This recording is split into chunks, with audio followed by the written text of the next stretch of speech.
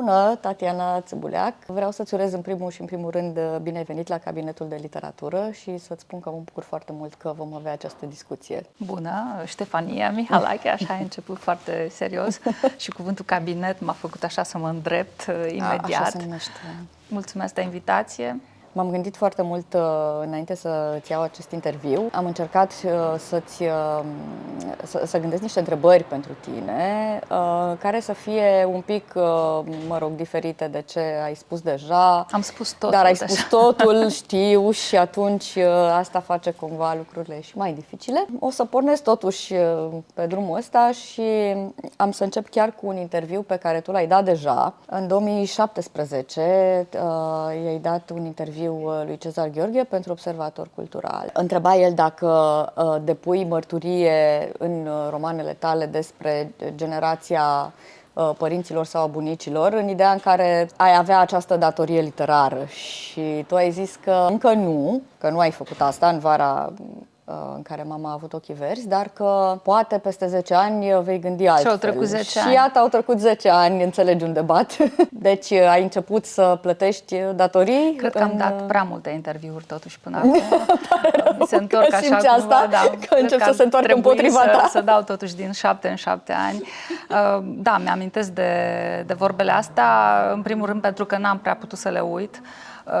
De fapt, chiar am început să plătesc niște datorii, pentru că acum lucrez la ceva datornic, așa, e tot acea carte de care vorbeam eu pe vremuri că trebuie să o scriu. Acum cred că nu o mai simt ca pe o datorie, e un interes firesc pentru anumite teme, pentru care probabil aș spune m-am maturizat, dar cred că mai degrabă am îmbătrânit și asta mă face să mă intereseze mai mult. Într-adevăr, scriu acum o carte despre familia mea, despre deportările din Moldova. Sunt acum în mijlocul acestei teme și că vara asta urmează să merg în Moldova, să o iau pe mama, să facem niște dulcețuri și să stăm acolo în satul bunicilor și să facem treaba asta cu memorarea și cu amintirea și cu, nu știu, să văd dacă ne întâlnim undeva noi două pe strada asta a memoriei și ce fac mai departe.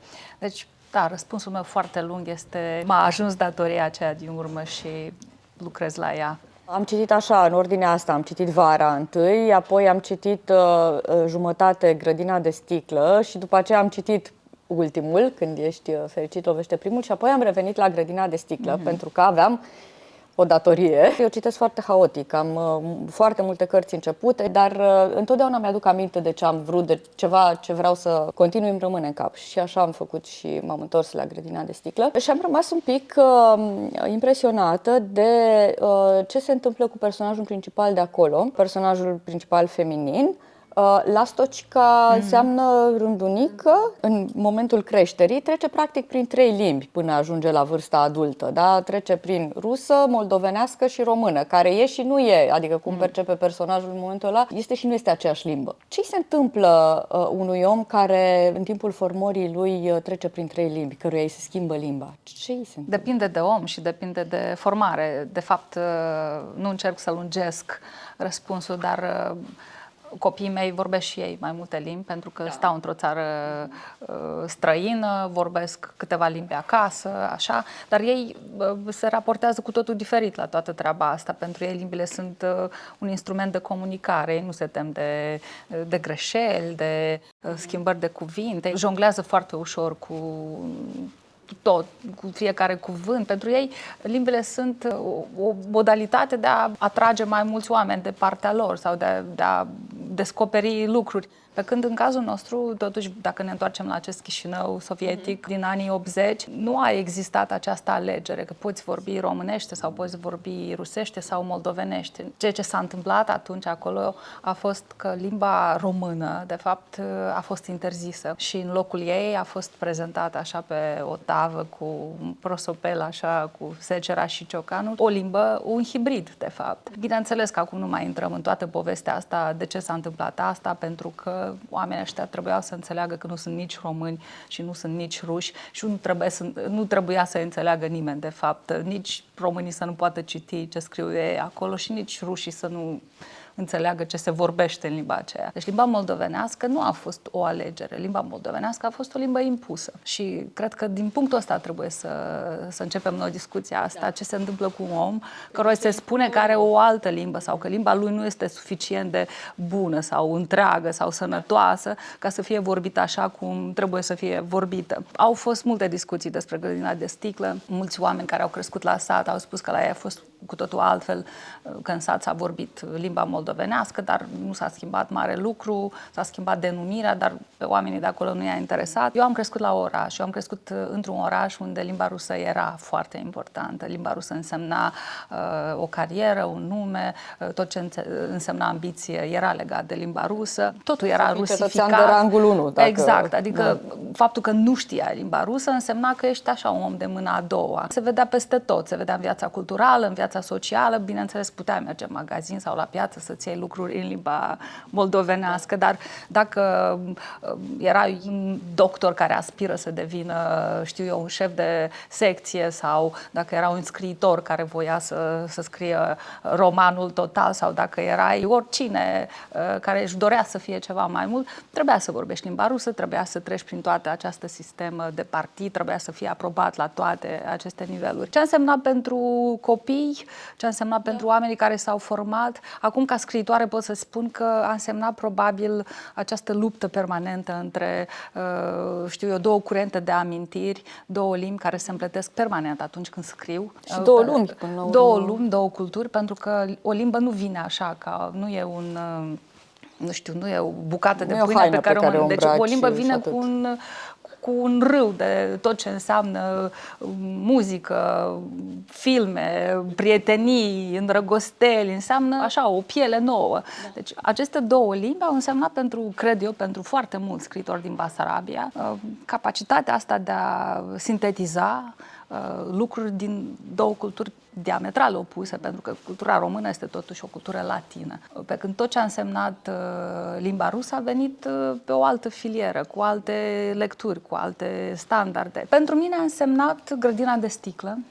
Deci este cartea care probabil este produsul cel mai brut al acestei situații. Mai puțin Vara, pentru că Vara, de fapt, a fost fuga mea de tot ce a însemnat Grădina de sticlă. Vara este cartea scrisă de o migrantă venită într-un loc mare și prea încăpător, o femeie care a venit la Paris, nevorbind foarte bine limba franceză, care voia să fie de oriunde, doar nu din Moldova, o femeie care nu mai avea prieteni cu care să vorbească, nu mai scria în limba sa, o femeie care a născut un copil și care gândea că nici măcar asta nu face așa cum trebuie, deci toate fricile astea, toate angoasele astea s-au cristalizat în jurul acestei femei migrante și așa a apărut Vara.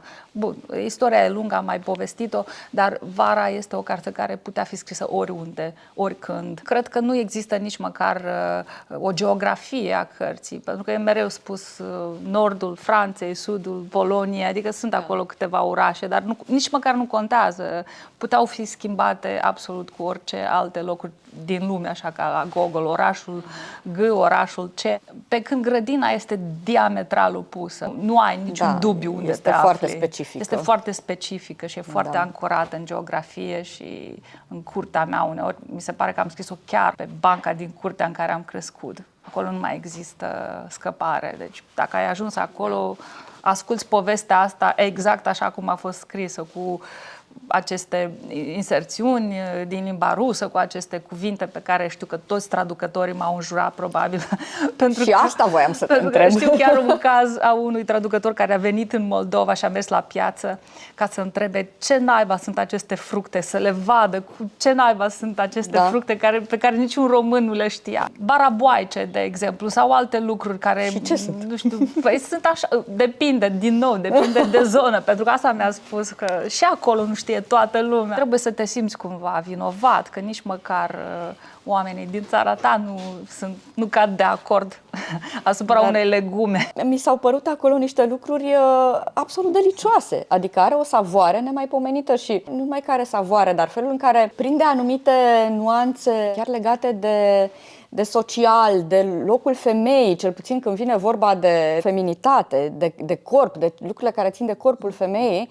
acolo limba asta este pur și simplu frisonantă, nu știu, pentru mine cel puțin. Eu cred de fapt că toate femeile, când vorbesc despre alte femei, au o limbă a lor. Uite, de exemplu, pe mine m-a blocat și m-a oprit, m-a pus să mă gândesc această expresie. Coadă de câine versus sită de mătase. Nici acum n-am înțeles exact ce înseamnă, am niște intuiții. Păi, coada de câine înseamnă o femeie cumva căzută, o femeie așa, okay. Iar care a fost cumva peste tot. Și compromisă.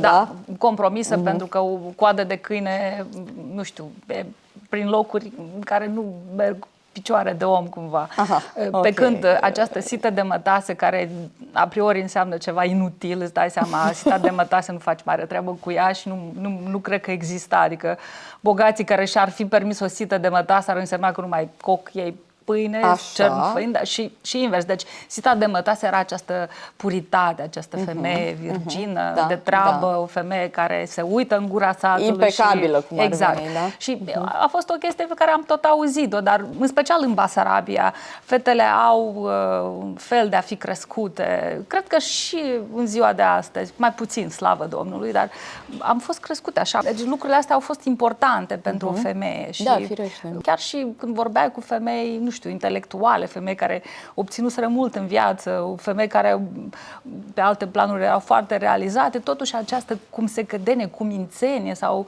nu știu, chiar într-un fel uneori contau ce spun alții, pentru că până la urmă probabil arăți, ești ceea ce se vede, și asta deja cred că apare recurent în cărțile mele. Întâlnind termenii ăștia, mă gândeam cum s-a descurcat la traducere cu ei? Diferit, da. Unii îmi scriu, mă întreabă, alții preferă să se consulte cu alți traducători care deja au tradus cartea și e așa o sectă, în sensul bun al cuvântului, al traducătorilor, care chiar există un grup pe Facebook, știu că e un grup secret, unde sunt toți traducătorii din limba română în alte limbi și ei se consultă întotdeauna și vorbesc. E chiar o prietenie frumoasă.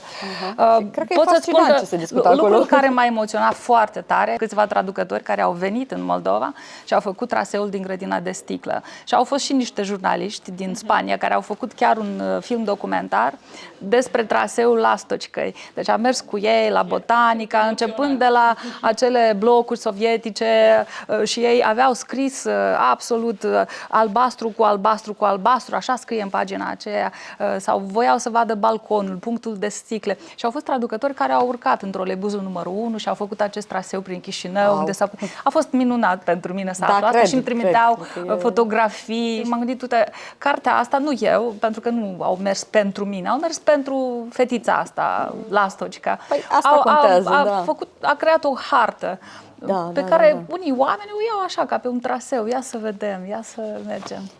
Ăsta mi se pare lucrul cel mai frumos de care cred că ar putea să aibă parte un scriitor. Da, este. Sincer. Adică e absolut fascinant să vezi cum începe să trăiască spațiul acela în alții. Da. Spun, în acest caz traducători, dar este fascinant. Sunt foarte recunoscătoare traducătorilor. E superb că ai trăit asta ca scriitoare, realmente. Da, și pentru că vorbeam despre limbi și despre formare în general.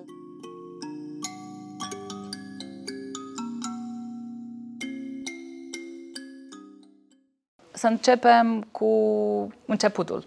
Copilăria. Ce a însemnat pentru mine copilăria? Copilăria însemna pentru mine așa o cameră mare, plină cu cărți, cărțile lui tata, cărțile vizibile, și apoi a existat un fel de subsol, care nu era subsol, că noi am avut o cameră foarte mică în care stăteam toți trei și bucătăria aceea așa nu puteai să încapi în ea, dar a existat acest ascunziș al cărților interzise în cameră, care erau ascunse pe unde se putea, în divan, în bucătărie, în masă, deci erau cărți cu grafie latină pe care nu puteai să le citești deschis, despre care puteai să vorbești, dar cărțile lui tata erau, bineînțeles, foarte atrăgătoare pentru mine, pentru că mie mi-era permanent dor de tata, tata era mereu plecat în deplasări și eu mă cățăram acolo așa și luam câte o carte care îmi părea mie mai colorată, mai frumoasă și o răsfoiam și o citeam și nu înțelegeam nimic. Erau cărți serioase, erau cărți, taică-mi era mare amator al literaturii franceze și le avea și în rusă, și în română,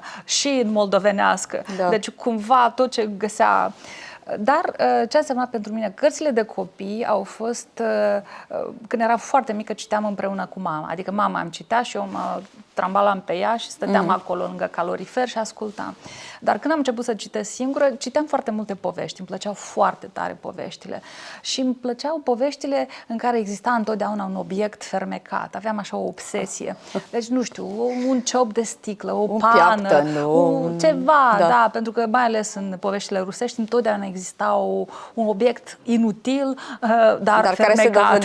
Care se dovedea util la un moment dat. Și care te transporta oriunde, nu știu, o ușă deschisă de dulap, orice. Da. Și mi-amintesc că dintre aceste povești au fost câteva fermecate, așa, și povestea mea preferată a fost Crăiasa broască. Deci, pur și simplu am adorat această poveste a cuiva viu, da, era o broască, de a-și scoate pielița, de a-și scoate pielea, de a se dezbrăca de piele și de a deveni ce voia ea, om noaptea, ziua broască, un fel de ascunziș așa în ochii lumii, mă fascina. Dar cred că totuși cartea mea preferată a fost cartea cu mumini. Dar ceea ce m-a fascinat, și cred că nu sunt singura când spun asta, filmele cu desen animat din Uniunea Sovietică erau o lume în sine. Ale erau și pentru noi, că și noi le mai prindeam câteodată. Au fost create pe baza acestor cărți niște filme cu desen animat atât de bune, atât de nemaipomenit, de frumoase și misterioase, care n-aveau nimic în comun cu cartea scrisă în original, cum am aflat eu peste 30 de ani, când chiar am cunoscut-o pe autoare. Pentru că ea a scris aceste cărți așa, ca un loc safe, știi, ca foarte colorat. Aceste creaturi au fost foarte, așa, făcute pentru copii. Pe când sovieticii le-au făcut ca, nu știu, aproape oameni. Erau un fel de creaturi între oameni și mumini. Ce rasă o mai fi asta. Și mi-amintesc că acel film cu desen animat de multe ori era suficient să închid ochii și mă transportam total și compuneam mai departe tot felul de povești. Ele erau 5 episoade sau 6 episoade. Eu aveam 49.000 de episoade și mumii ăștia făcea tot. Când am crescut mare, am trecut prin multe cărți. E suficient să spun că Cehov a rămas în continuare scriitorul meu preferat și chiar dacă nu este considerată cea mai bună carte a lui, Pescărușul rămâne pentru mine, nu știu, cea mai dragă carte, cea mai importantă carte la care revin și de fiecare dată găsesc altceva.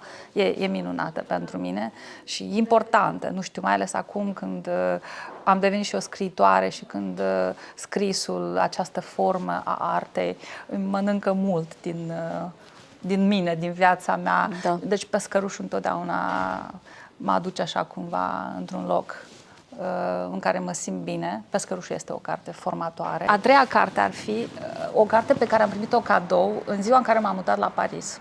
Deci mă mutasem la Paris și un prieten de-al meu care stătea la Bruxelles de mulți ani mi-a dat o carte a Slavencăi Draculici, care se numește Café Europa.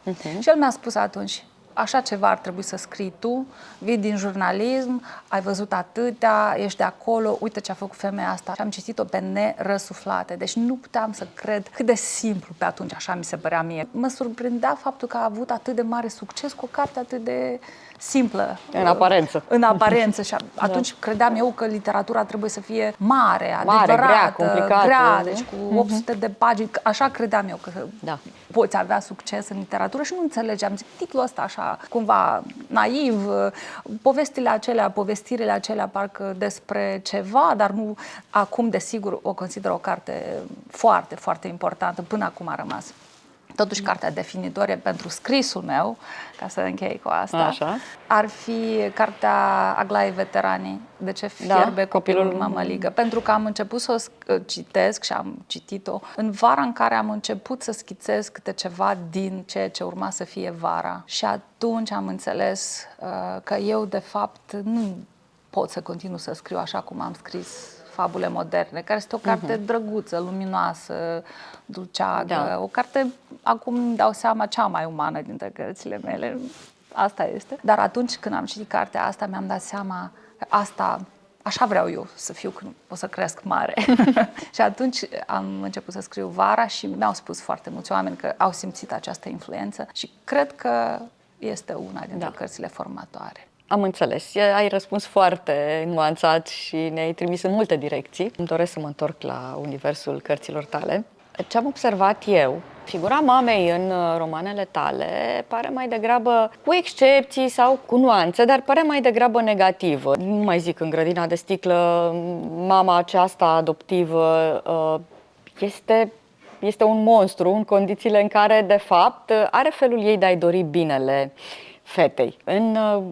Când ești fericit, mama naturală este problematică. Mama adoptivă este mai bună, este singura care cumva simte nevoia imensă de iubire a copilului și nevoile, asta și chiar și celelalte mai elementare. Deci întrebarea ar fi, de ce nu are loc în literatura ta figura mamei bune? Să știi că eu nu am văzut niciodată mamele mele așa.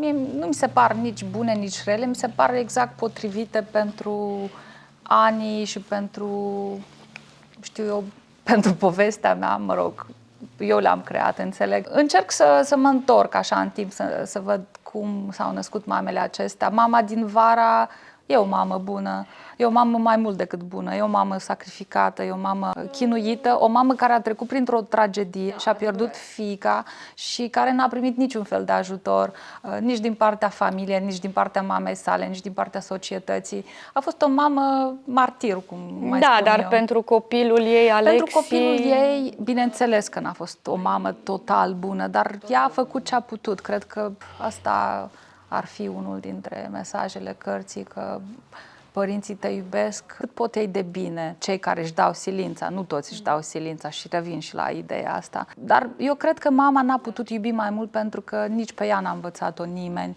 și nici ea n-a fost iubită, pentru că a fost fiica unor migranți care s-au gândit mai mult la mâncare decât la sentimente, a avut un bărbat cu care s-a măritat, cred că mai mult de dragul măritatului. Nu cred că a fost nici ea iubită, până și copilul ei o urăște și are dreptate într-un fel să o urască, pentru că și ea a fost, cum spui tu, un monstru. E foarte multă neiubire în relațiile astea de iubire. În Grădina, Tamara Pavlovna este chiar produsul anilor, pentru că generația copilor sovietici crescuți în anii 80, ei au fost așa, crescuți destul de auster, aș spune eu. Nu umblai așa din cameră în cameră strigând copiilor te iubesc, ce mai vrei, deci nu erai aplaudat pentru că înveți bine la școală, nu exista chestia asta, nu pentru că părinții erau răi sau moștri, pentru că așa erau și ei învățați. Mama mea îmi povestea cum la maternitate, primul curs așa de supraviețuire a unei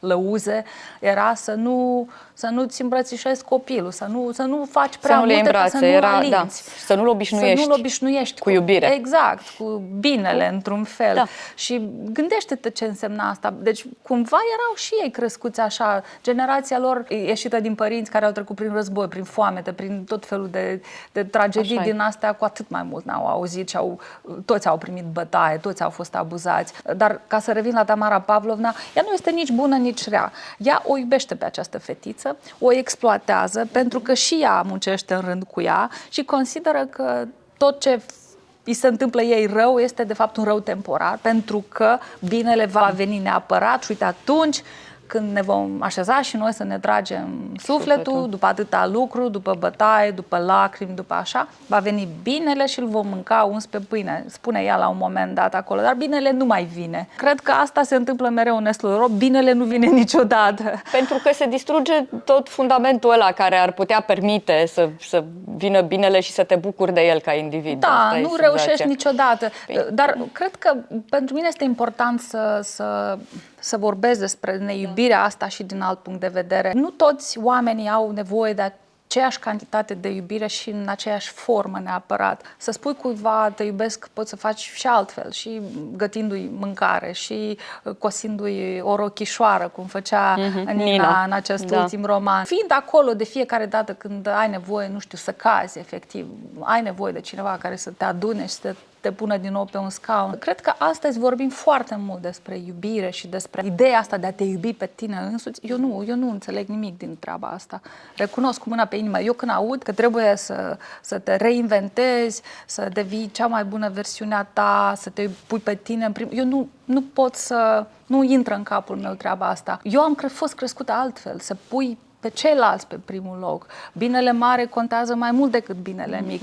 Sacrificiul e mai bun decât egoismul. Deci, pur și simplu, venim din lumi diferite. Eu le spun copiilor mei că îi iubesc tot timpul, chiar și pentru lucruri prostești, chiar și pentru orice. Deci vreau să știe ei că îi iubesc. Dar nu știu dacă neapărat spunându-le mai des Îi iubesc mai mult. îi iubesc mai mult sau că înțeleg ei că îi iubesc mai mult. Cred că totuși trebuie să fie un fel de cale de mijloc între faptă și cuvânt. Copiii de acum sunt mult mai centrați pe sine. Eu cred că ei, într-o situație de criză, n-ar ști exact cum să se comporte. Mă întreb cât din noi este instinct și cât din noi este totuși autoeducare.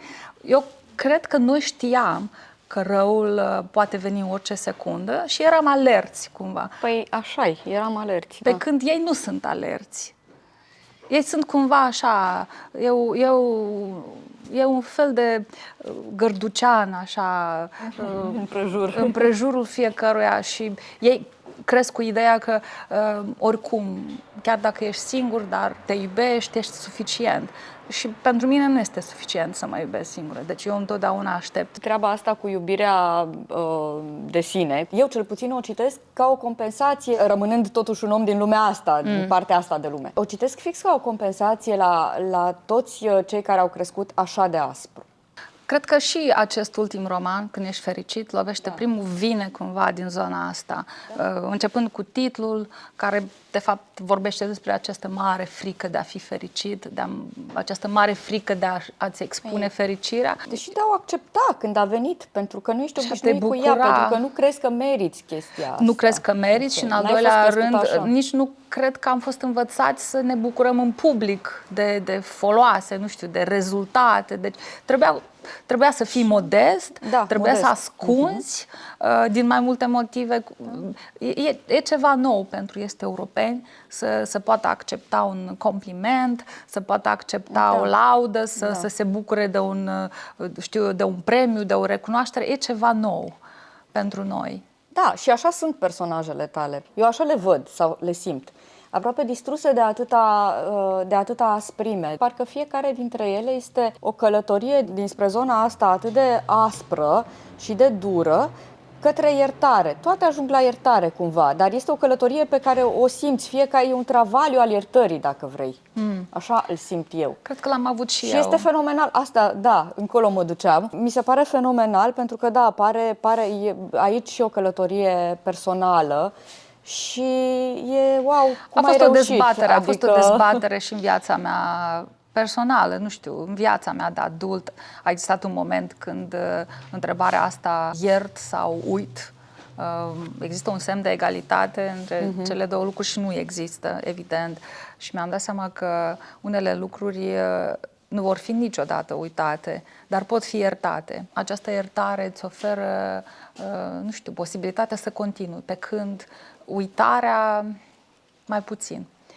Lucrurile care m-au rănit sau care m-au transformat la un moment dat în viață, eu nu o să le uit niciodată. Eu nu uit niciodată oamenii care îmi fac rău. Niciodată. Nici pe cei care îți fac bine.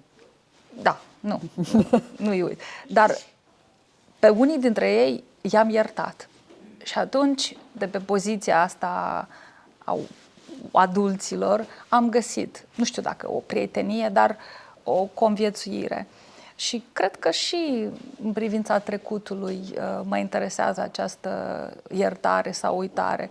Pentru că eu nu cred că bunicii mei au uitat ceva ce li s-a întâmplat. Și nu cred că nici au iertat mulți dintre ei. Generația lor nu cred că a putut să ierte. Da, asta zic, cred că depinde și ce ai de iertat. Pentru că... Eu cred că și uitarea și iertarea sunt de fapt două forme de anestezie, dar depinde de structura fiecăruia ce face, ce alege. Eu am iertat oameni și asta m-a ajutat, dar n-am uitat. Da, și personajele tale fac... Ele nu uită, nimeni în cărțile mele nu uită. Nu uită dar măcar reușesc să ierte și travaliul ăla de iertare este minunat redat narativ, adică e foarte angajant. În lumea cărților tale are foarte, foarte mult de a face creșterea și cu precaritatea, cu o precaritate. crezi că oamenii... Așa am avut eu senzația, că acolo se luptă mult și cu precaritatea oamenii și că se luptă cu această istorie foarte dură prin care trebuie să treacă. Eu am cunoscut foarte mulți oameni și ca jurnalist și în viața mea de nejurnalist, oameni care au avut într-adevăr vieți, destine foarte grele, foarte... Da, deci, în mod obiectiv, i-am adică... cunoscut, deci oameni cărora li s-au întâmplat atâtea lucruri încât te întrebai la un moment dat cum au reușit acești oameni să supraviețuiască.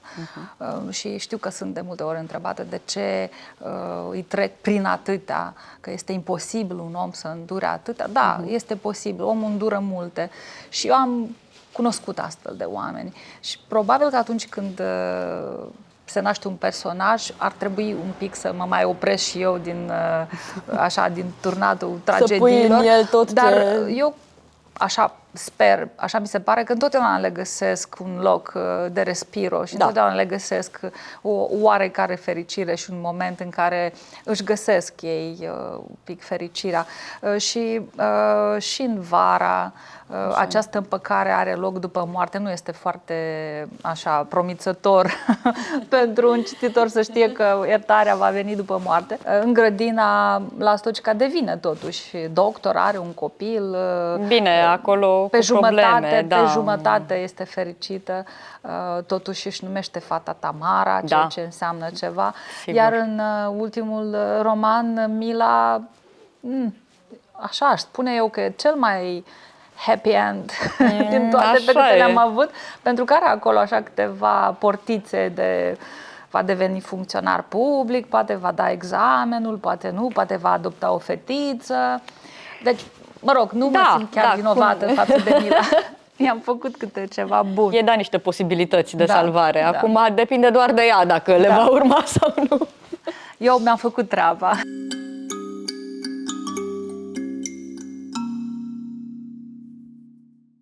Ce te deblochează?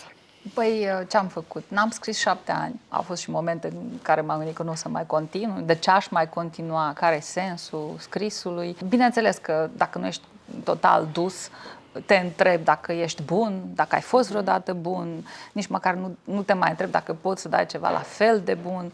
Pur și simplu te gândești dacă ai fi în stare să termini cartea asta și de ce ar trebui să o termini. Au fost momentele astea. Problema cu această carte este că eu am început-o de mult, am început-o ca pe o carte despre tata, a generației lui, dar am terminat-o ca pe o carte a 2 generații, unde și vocea mea prin Mila și-a găsit loc și a fost greu să o scriu pentru că de multe ori am lăsat-o și n-am lăsat-o așa pe 2 săptămâni, am lăsat-o pe câțiva ani, între timp a murit și tatăl meu, s-au întâmplat lucruri în viața mea care mi s-au părut mai importante decât scrisul și n-am absolut niciun sfat. Pentru că eu mă consider o scritoare începătoare, am 3 cărți, mai mult decât atât. Nu am o rutină, nu am tabieturi. Întotdeauna când sunt întrebată cum scrieți, ce tabieturi aveți, eu mă simt așa, o impostoare, pentru că n-am treabă cu asta. Adică scriu, dacă pot scrie, scriu. Deci nu știu cum pot să scrii dacă nu pot să scrii. Nu poți să pentru faci că dacă vrăji, nu nu faci poți, nu incantații. scrii, nu? Exact, adică există așa un moment de disciplină pe care eu încă o învăț. Cel mai bun lucru care mi s-a întâmplat în ultimii ani este să călătoresc mult și să întâlnesc scritori mai buni, mai vestiți, cu mai multe cărți, pentru că de la ei am învățat foarte multe. Am învățat, de exemplu, că 7 ani, cum am lăsat eu într-o carte și alta, e o greșeală. Da. Pentru că nu poți scrie egal și nici nu trebuie să scrii egal. Tu ca scriitor, asta este cursa ta, de fapt. Scrisul îndelungat, pentru că dacă nu faci asta, înseamnă că ești o întâmplare, ești o greșeală, știi? Dar poți să trăiești cu ideea asta într-o perioadă în care... Nu știu, eu am considerat întotdeauna că trebuie să încerci, cel puțin să dai ceva mai bun decât ai dat, dar cred că nici asta nu depinde de tine. Cred că acest ultim roman este cel mai polarizat roman al meu. Sunt oameni care spun că este cea mai bună carte a mea, cea mai complexă, așa. Sunt oameni care spun că nici n-am putut să o citesc, am citit doar fabule și acolo am rămas, sau am citit doar Vara și acolo am rămas. Cum te simți e normal să fie așa. Cum te simți normal față de critica negativă, de exemplu? Sunt o răsfățată în sensul ăsta, Adevărat. în sensul că nu prea am prea văzut. Deci, ca să fie clar, bineînțeles că am critici și am și oameni care cred că au trecut și granița asta între critică și ură și am și oameni care Asta urăsc, e, sincer, da. mă urăsc pe mine, urăsc ceea ce fac. Și ok și asta, atâta timp cât nu vin cu ouă la lansări. Dar nu poți să placi tuturor și nici nu nici nu ar trebui să vrei să placi tuturor. Mi-a fost greu o perioadă, să știi, m-am gândit, nu știu, am eu nevoie de expunerea asta, eu am o viață bună, am grădina mea, am lucrurile mele, am copiii mei, de ce ar trebui eu să mă aduc așa, fără a fi împinsă în fața oamenilor și să las pe toți să intre așa cu cizme până la genunchi în viața mea, nu știu, în tot ce înseamnă mult pentru mine. Dar pe urmă mi-am zis, cred că obțin ceva din toată treaba asta, cred că primesc și eu ceva bun dacă continuu să fac și da, am și ceva bun. E ceva nemaipomenit să vezi când 100, 200, 300 de oameni vin să te vadă, să asculte partea ta a poveștii, să-ți ceară un autograf, pentru că pentru ei acele cărți au însemnat poate mult mai mult decât vor însemna pentru tine. Pentru că ei le-au citit altfel. Unii sunt transformați de acele cărți, au venit în viața lor la un moment foarte important. Și e așa, eu mă simt foarte mică în acele momente. Humble e cuvântul ăsta englezesc, că nu poți să spui umilit. Nu, dar recunoscător. Recunoscător, dar în același timp foarte umil în fața acestor oameni care consideră că ceea ce ai scris tu le vorbește și că au primit răspunsuri din scrisul tău. Așa că, vorba mamei mele, dacă ai intrat în horă... Da, trebuie să joci. Și fac asta. Da. Dar, apropo de, pentru că ai fost tradusă mult și ai și fost la lansări în diverse zone, țări, cum ai defini publicul tău? Ce public ți se pare, ce tip de public ți se pare că răspunde cel mai bine la cărțile tale, la literatura ta? Habar n-am. Pentru că am văzut oameni de toate vârstele, bărbați și femei, tineri. Și ca naționalități? Cel mai mare succes, dacă e să vorbim de succes, bineînțeles că este în piața hispanică, Spania, Columbia, Mexic, Argentina. Dar bineînțeles de ce?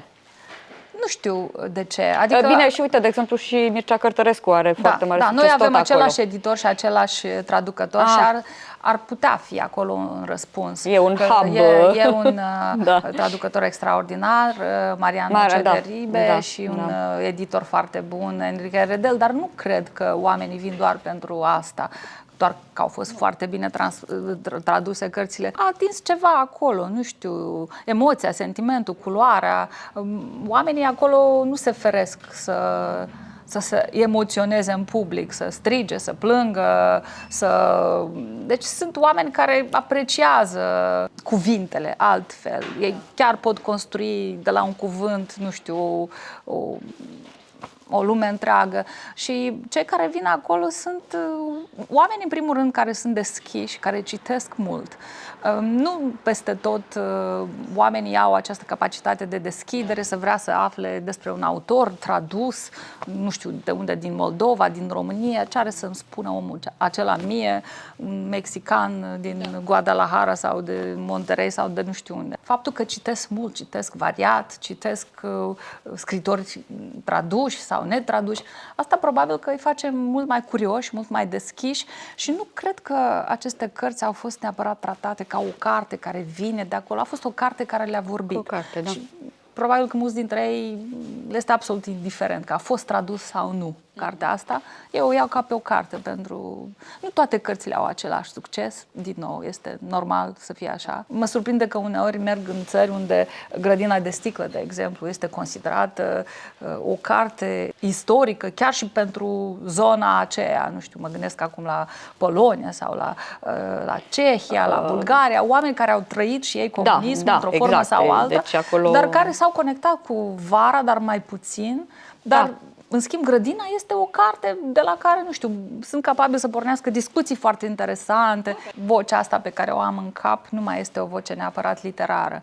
Să știi că asta cred că am simțit în ultimii ani când n-am scris, că am obosit un pic de ficțiune sau de docu-ficțiune. Parcă aș vrea să mă întorc cumva la realitate într-un fel. Știi? Aș vrea să scriu o carte nu prin gura cuiva, nu printr-o milă sau printr-o lastă, ci că parcă aș vrea să scriu o carte din numele meu. Da. Vreau să scriu o carte de Deci nu va fi Tatiane. neapărat o carte de ficțiune, Nu, cred că înțeleg? cu siguranță nu va fi o carte de ficțiune, pentru că așa simt eu acum că am nevoie de, ar fi nu știu, momentul de acela. realitate Da. mai mult decât de altceva. Că vreau să las literatura pe câțiva ani, mă gândesc.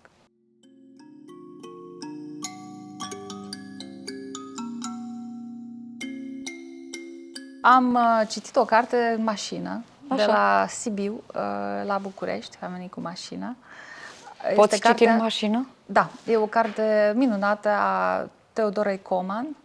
Perfect. Ultima carte, Predeterminat. Predeterminat. Mulțumesc foarte mult pentru acest interviu, din care și eu am învățat foarte multe și mă bucur că ne-am întâlnit în acest context și sper să ne mai vedem și în afara cărților. Mulțumesc și eu, Ștefania, și mulțumesc Scena Nouă.